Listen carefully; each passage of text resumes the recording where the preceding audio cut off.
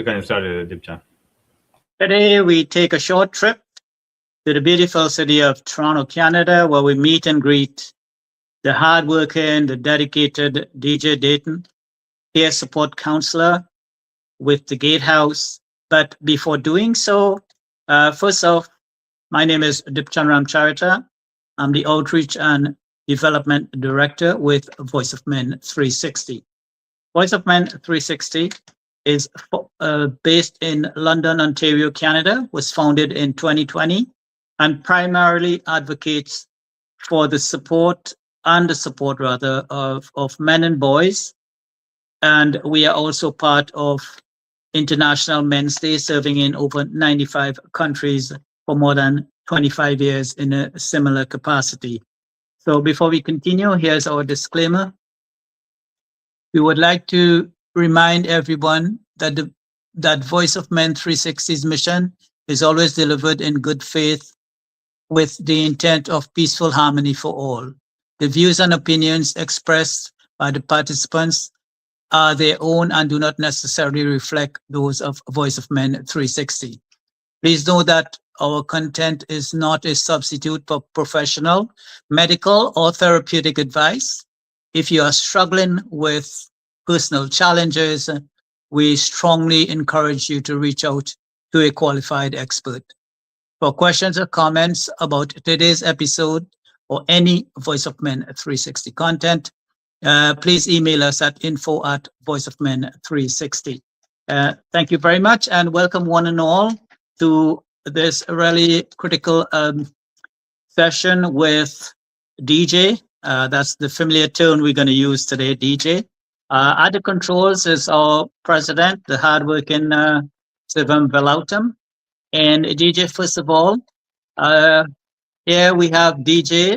Let us know a little bit about you, a little introduction as to who you are, and share some little tidbits about you from now.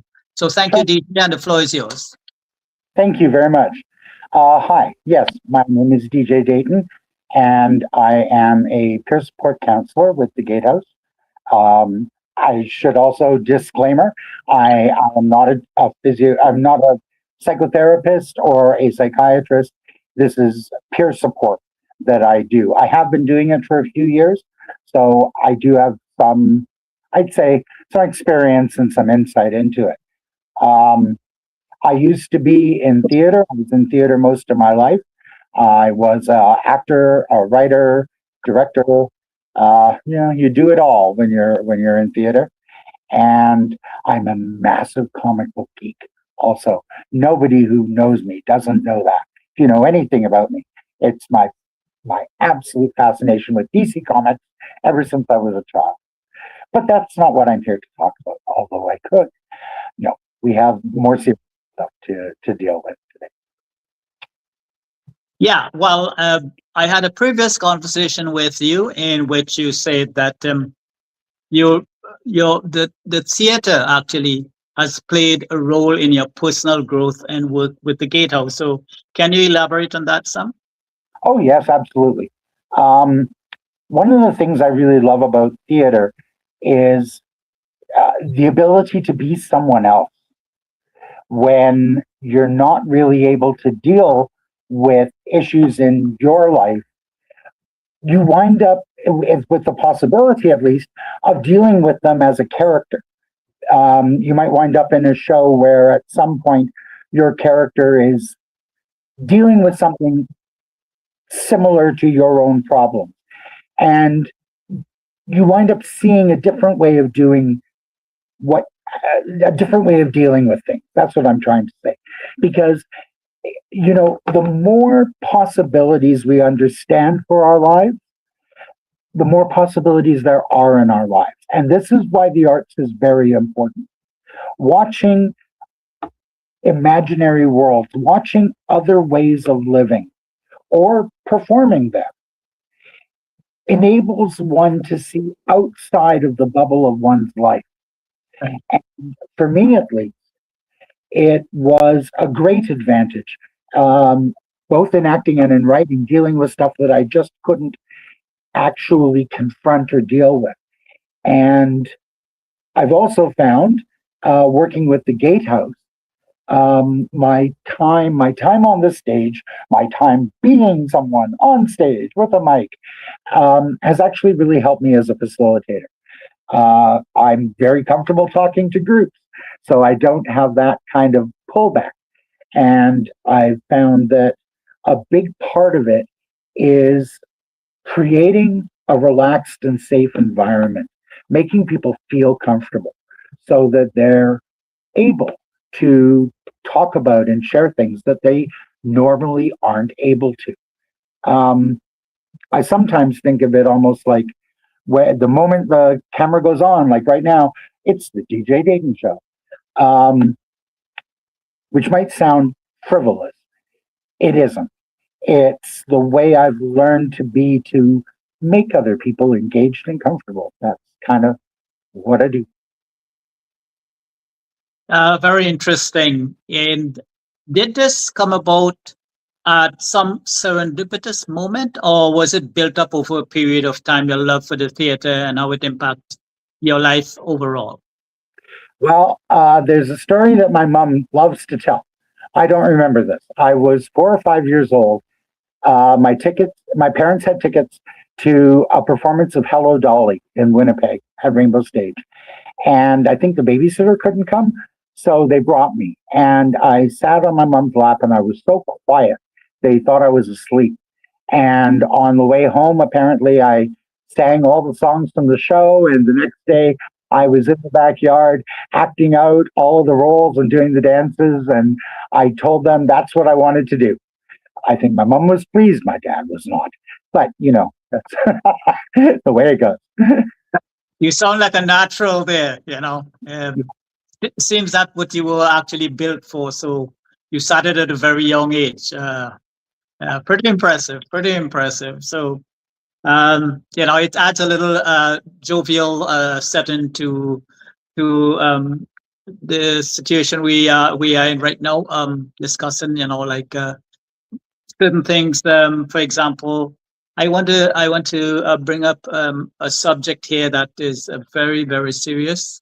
Mhm. And it takes a lot to talk about it, and it opens wounds, and there's a lot of negative things. And the reason we're bringing it up, obviously, is to I guess sometimes in certain situations, as difficult as they may be, the best thing to do is to talk about it. Obviously, there are ways to go about doing so. So this topic concerns breaking the silence about child's sexual abuse, children's sexual abuse, rather. Yes. What are some ways you think we can collectively work to create a culture where survivors feel empowered to speak about? It really requires a few different things. Some easy, some not. On the large scale, we need a societal shift on what men are allowed to express, because society tells guys, don't cry, be a man, suck it up, right? You're not supposed to have these emotions. You're not supposed to have these feelings. You're not supposed to show that you're vulnerable. That is destructive. There's a lot of destructive imagery that has been put on women to keep them in a place. And fortunately, I like to think society is at least recognizing that, but it's also important to recognize that there's just as destructive, if different, limitations that are put on men, and that has to change. Now, that's huge and cosmic, and that doesn't help an individual. What can an individual do? They can listen.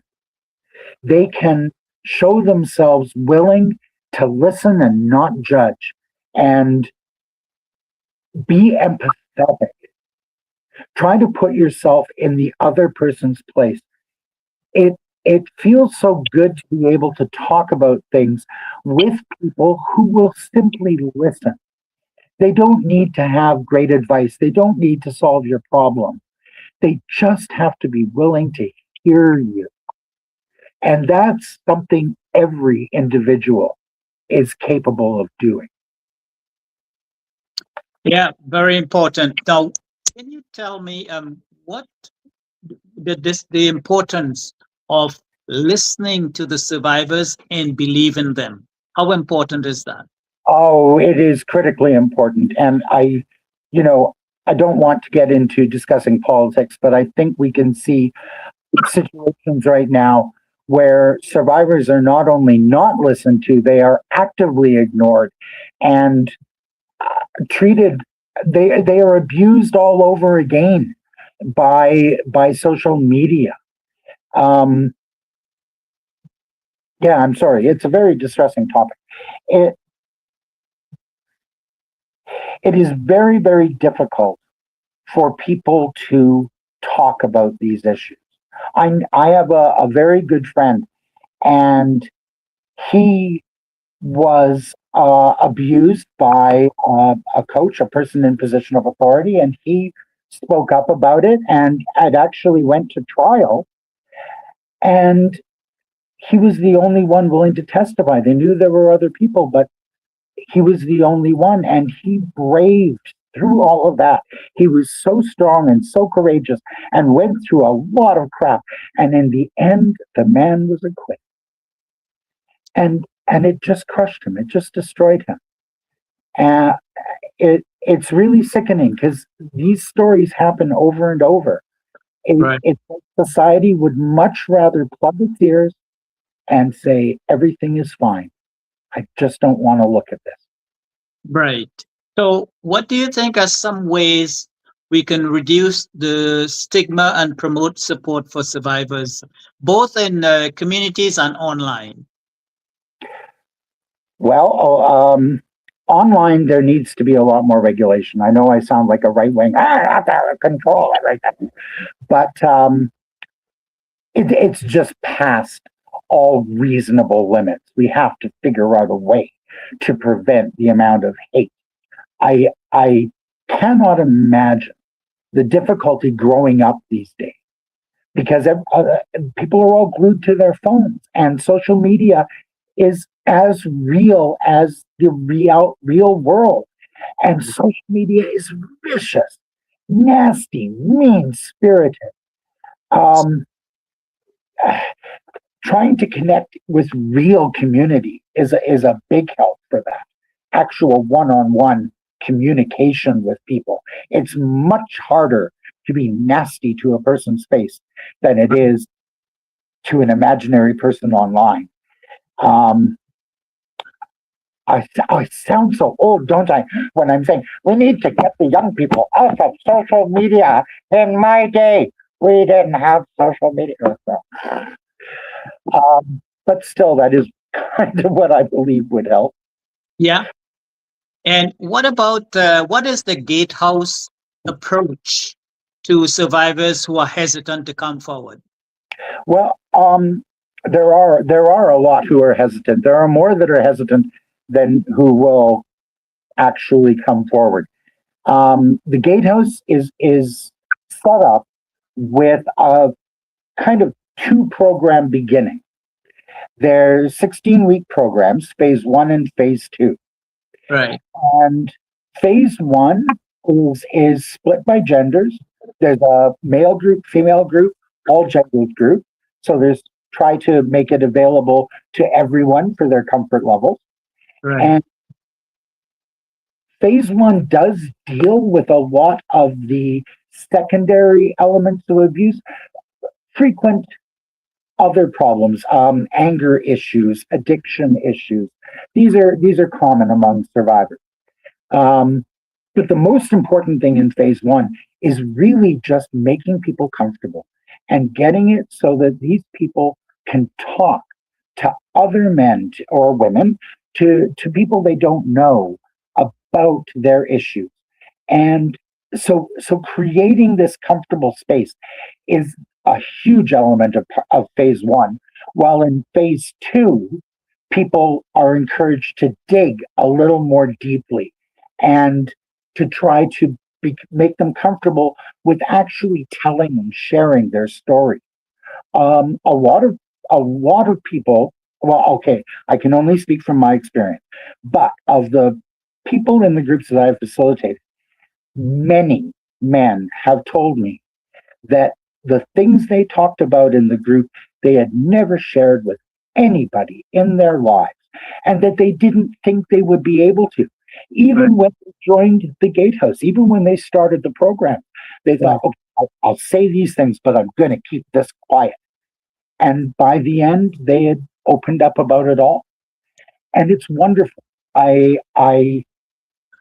It makes me feel really good. It makes me feel like I've kind of achieved something when I see this kind of interaction, when it happens. It's wonderful, because there are so many things. Again, this is something that I've heard over and over. Men say that, this problem that I had, or this thing I was thinking, I thought I was the only person in the world who ever did that, who ever thought that. And then they're in the group and someone else says the same thing. And they realize they are not alone. Right. It's wonderful. It's a really wonderful, wonderful moment.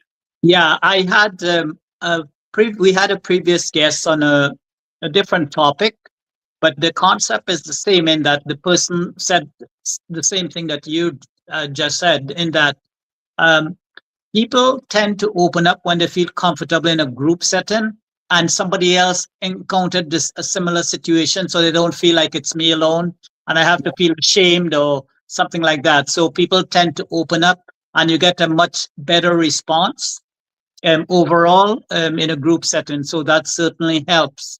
And it's good to see that the Gatehouse is really pushing for this, and it's obviously working. And the work that you guys do there really should be appreciated. Near-and-far, it's really important. And I have another topic here that is another bit of a stigma topic. And as a peer support counselor, you've likely worked with many gay men who face unique challenges. What are some specific obstacles they face, and how do the Gatehouse address those issues? Well, I'm gonna actually answer kind of the last part of the question first, as to how the Gatehouse is working to address the issues, because not too long ago, I took part in a focus group made up of volunteers and attendees, a variety of people connected with the Gatehouse, all of whom were gay or bi or transgender, specifically on this issue, and what the Gatehouse can do to try to perhaps create a specifically gay group, and what changes would need to be made to the manual, which right now is kind of intended for everyone, to make it more specific on gay issues. And this is one of the things I love about the Gatehouse. They are nonstop brainstorming on how to provide more and better services. And I just love it. I love the organization. I'm very proud of it. And they're probably really happy to hear me say that. Anyway, when it comes to the issues that gay people face in a group where most of the people are straight, and so far that has been my experience, the gay people will tend to stay quiet. They don't want to talk about stuff that might get a bad reaction. It's hard to be the only gay guy in the group. I can tell you that. In a group of men, you feel intimidated. They can be the nicest people. They could all be dressed as Care Bears and handing out, rainbow chocolates, and you're still going to feel a little bit reluctant to talk about things, simply because there's been so much blowback that every gay person has experienced in their lives, telling them to just be quiet. It's safer that way. Right. So I make a point in every group that I facilitate by just openly coming out to them. Mm-hmm. I like to hope that will make any gay people in the group more comfortable. You start the group, you have no idea who these people are, so maybe they won't. But I think when it comes right down to it, a lot of it is up to the facilitator. It's a facilitator's job to make as many people comfortable as they possibly can. There are certain issues that are very different when you're dealing with straight clients, I don't know why I'm using that word, participants, straight participants, as opposed to gay participants, when it comes down to sexual behavior, sexual mores, the challenges that are faced can be very similar in some ways. Okay, I'll give you an example. It's pointless being general. One of the things that is very common among survivors of childhood sexual abuse is that they act out their abuse. They, in some fashion, they repeat it, they replay it later in their lives. Right. For a lot of straight men, what this involves is some kind of closeted gay encounter.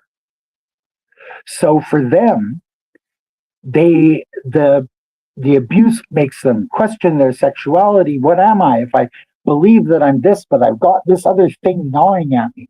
And so for them, understanding the acting out is a help for them to distance themselves from that part of them, or at least understand it. It's entirely different issues when it comes to gay men, because a common thing is then thinking that gay sex is rape, right? Yeah. If that's what was done to me, but I like that concept, well, that must mean I'm going to grow up to be a rapist. Oh my gosh, right? Yeah. It's similar, but very different in how it plays out. Yeah, sad but true. Now, with your experience, would you say that over the past years, would you say that society is more accepting of gay people now and than before? Well, I certainly like to think that. The last couple of years have caused me to wonder. It feels like a slippery slope, we feel like we've gotten somewhere, but all the signs are that we're sliding back. And sadly, if you look at history, yeah, that's where it goes, right? 1930s Germany was about as gay positive as any society ever got. uh-huh. Well, that, didn't last. So I certainly hope it's the case, and I'm going to ignore homophobic people and just act as if it's the case, because I've done that most of my life. I hope that now that the genie's out of the bottle, you can't get it back in. That's my hope. Yeah. So are there like a cheat sheet or, for example, specific pointers for gay people, like when they encounter hostility, what like immediate steps they can take to get out of that situation? Run. I might not be the best. I got bag beaten once. Excuse me for using the term, but it's the term. I was around 20, and I was on a date with this really cute guy who I'd really liked for a long time, and we were. I think I was heading him back to my place or something. But at any rate, suddenly these two guys and their dog came after us, and the guy who I was with took off immediately. I stood there looking at them, wondering, why are these guys yelling and running in my direction? I can't figure it out. And yeah, then I found out. And it was kind of horrifying. And I had to go to the hospital. And then the police came and we told them, and they were like, yeah, whatever. They weren't going to do anything about it.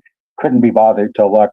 The attitude was I deserved it. So that was also, I was told that by one of the nurses in the hospital. Wonderful world we live in.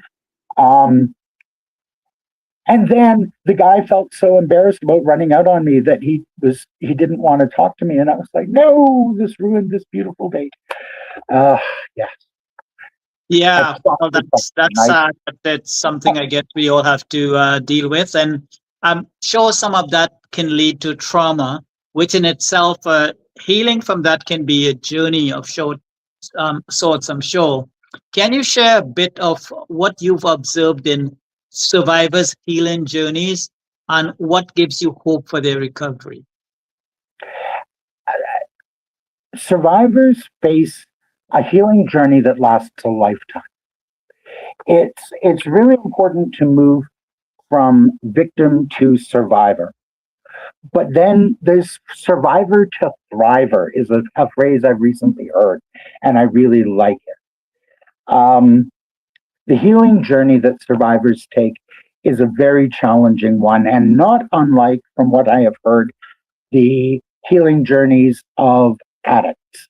In terms that there's fallbacks. It isn't a straight line, and it's a challenge, and you slide backwards, and you have to start again. There's the pits of depression that you might get caught in. There's points when it all gets so difficult to try to deal with that you decide to just, no, I'm not going to do it anymore. Because it takes a lot of self-awareness to understand what the effects of the abuse have been. When it happens to children, there are long-term complicated effects that can be so bizarre. I like wearing loose clothing because I don't like being held down. Right? And the day I realized that the clothing choices for my entire life were determined by that. It can be just mind-blowing. For me, a big part of my healing journey is working as a facilitator. I get as much out of the groups as the guys in the groups do. I wind up having to share things and tell my story every single time. And it gets easier to do it every single time. And I do see hope, because I see a change in 90% of the men who go through the groups that I do at the Gatehouse. They are different at the end than they were at the beginning. They are setting off on their journey, and now it's not just something that they're hoping, they've actually got a footing. They have discovered that they can talk about this stuff. And now, if the hard work is yet to come, really, but they can do it. And so working at the Gatehouse, it gives me a lot of hope. Yeah, well, 90%, that's a fantastic number. I'm surprised myself it's that high. So it shows that, this the service that you offer is the Gatehouse offer, which obviously you're part of, is really working. Because I know from a personal standpoint, I've had trauma in my life as well. And every time you go to like a new person to relay your story because that person is trying to help you, it opens up old wounds, and it's difficult to keep rehashing something that you don't want to relive. So I understand the difficulty of survivors, coming forward to express their feelings truly as to what has happened to them in past. So it certainly takes a bit of extra, skill and fortitude to come across and say, well, hey, I've been through X, Y, and Z. So again, you guys, you've dealt with that and you know how to handle it, which is fantastic. And the results speak for itself. So there you go. It's something that we all should pay attention to more, because a lot of us, even if it has not happened to us, it probably has happened to a friend or a neighbor or somebody like that. So it's important to keep places like the Gatehouse in mind for people who've been through situations like that in their lives. Speaking of which, I know you offer a ton of services and programs. Now, for organizations such as ours, because we try to partner with others with like-minded philosophy, where we try to reach out and help people as best we can. What are some ways we can join forces and even make this situation more favorable and productive for everybody concerned? Well, certainly making people aware of the Gatehouse's existence. As far as I know, it is the only facility like this kind of in North America. I was kind of appalled to discover that there wasn't a place like the Gatehouse in every major city in Canada, because there should be. But that's my point. But making others aware that it is there, that there are this kind of resources. And although with this group in particular, it's addressing the issues of men and boys, but of course the Gatehouse has facilities also for women. So it's not, that exists too. Getting the word out there is a big thing. The Gatehouse runs on donations and volunteers, know. So the more people who know of it and know that of the work that it's doing, the bigger catchment, for lack of a better term, that it has, the better. Yeah, because obviously there are ways, like you mentioned, volunteering.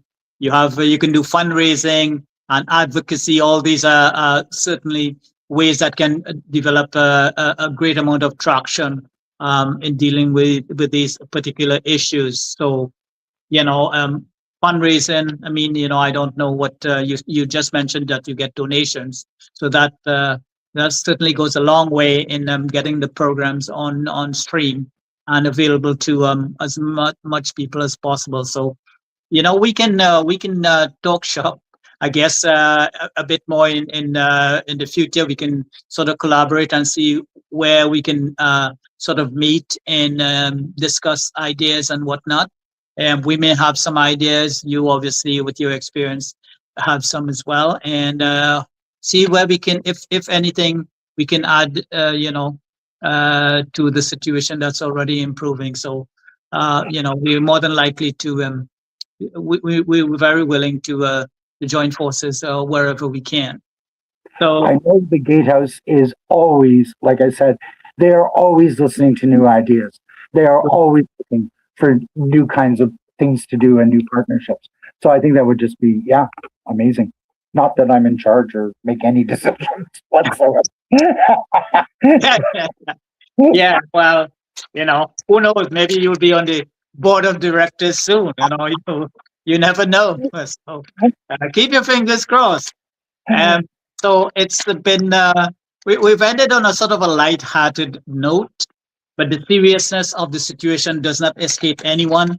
As I said, it's very, very issues that we really have to pay attention to, and we have to. There are too many people in society suffering silently, and like you continue with your work, and you have other organizations chipping in to join in the fight, and that would be super and really fantastic for everybody. So, it's good to talk about something like this. I know it's a difficult thing to bring to the forefront, but I'm happy to have had you here and to have gone through all these different scenarios that shows that while there is indeed a problem in various ways with the LGBTQ community, with abuse, with children, with all the different difficulties that people in society face, that, there's progress being made, and there's hope for the future. So we really appreciate your input in this regard. Now, I'm going to go back a little bit and sort of play a word game with you. Yes. I'm going to present 5 topics to you, and I want you to give 1-sentence answers to all. Let's start with hope. All will be well. The mantra of the Blue Lantern Corps. Okay, excellent. What about empowerment? Empowerment. Empowerment is vital. The weaker you are, the more we need to empower ourselves. Did that make sense? I hope so. It certainly does. Then we come to the issue of trust. What do you think about trust? Trust is a piggy bank. You have to add into it slowly over a long period of time. And sadly, one hammer will shatter it. Yes, absolutely. And the good old fortitude called resilience. What do you think about resilience?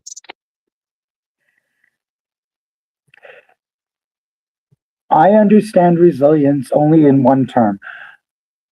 I find it boring to give up. You give up what's left. Yeah, So you have no choice. You have to move forward. That's resilience. exactly. Yeah. And last one, collaboration. Nothing is achieved without collaboration. The greatest minds are multiplied if they work together. Yeah.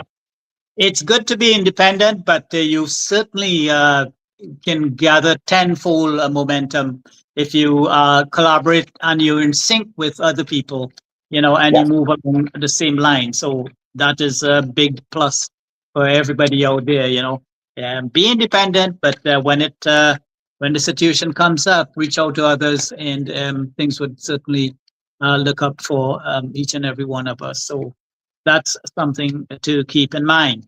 So, last of all, before I get to the last question, sorry, just one final thing with you. Just some information about our organization. We want to share with you. First of all, our phone number is 226-289-8784. Our email address is info@voiceofmen360.org.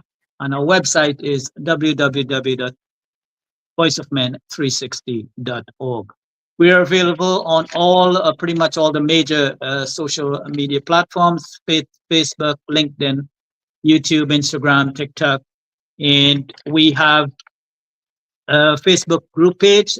We ask that you join us, bring your friends along, and there are tons and tons of articles, interesting, very interesting. We have videos we post on there as well. And please pay us a visit. I'm sure you'd benefit from it a lot. The same goes for our YouTube channel. Please visit us. Visit us. Encourage your friends as well to do so. And it's fantastic we have hundreds of videos on YouTube, and I'm sure there is something for each and every one of you out there. So please uh, join us in any possible way you can. You're willing to share, come up with ideas. You have questions or comments or criticisms or anything. We welcome everyone. You could be a doctor, lawyer, accountant, uh, like you're on sweeping the streets. It doesn't matter. We don't have any discrimination against anybody.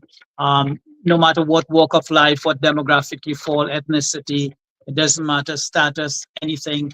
Please join us in some capacity. We would really appreciate that. So thank you one and all for joining us today. We really appreciate the audience that has been with us today.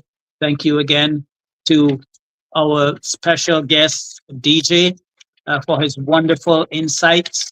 And it's been a pleasure having you, DJ. You've shared some interesting and knowledgeable things that we can all benefit from. Thank you so much for sharing. And to Thank you very much for having me. you're more than welcome. And lastly but not least, the silent but ever so present president of ours, Sivam Velautam, for being behind the controls to ensure that everything goes as smoothly as possible. So thanks again from us, all of us here at Voice of Men 360, and have a good evening, good night, good morning, wherever you go. Cheers from all of us. Goodbye. Bye-bye.